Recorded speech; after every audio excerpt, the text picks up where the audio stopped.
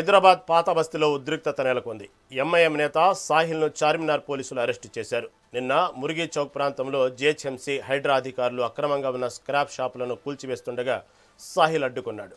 దీంతో పోలీసులకు సాహిల్కు మధ్య ఘర్షణ జరిగింది. విధి నిర్వహణలో ఉన్న అధికారులను దూషించి ఆందోళన సృష్టించిన నేపథ్యంలో సాహిల్ను పోలీసులు అదుపులోకి తీసుకున్నారు.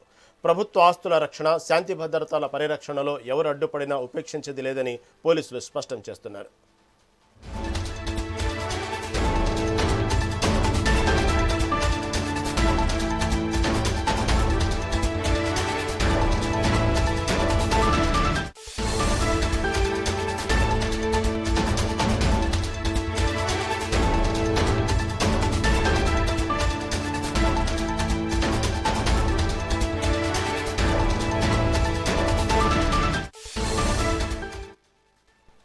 హైదరాబాద్ పాత బస్తీలో ఉద్రిక్తత నెలకొంది.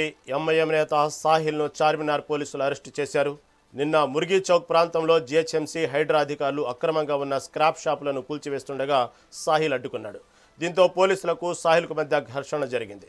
విధి నిర్వహణలో ఉన్న అధికారులను దూషించి ఆందోళన సృష్టించిన నేపథ్యంలో సాహిల్ను పోలీసులు అదుపులోకి తీసుకున్నారు. ప్రభుత్వ ఆస్తుల రక్షణ, శాంతి భద్రతల పరిరక్షణలో ఎవరు అడ్డుపడినా ఉపేక్షించేది లేదని పోలీసులు స్పష్టం చేస్తున్నారు.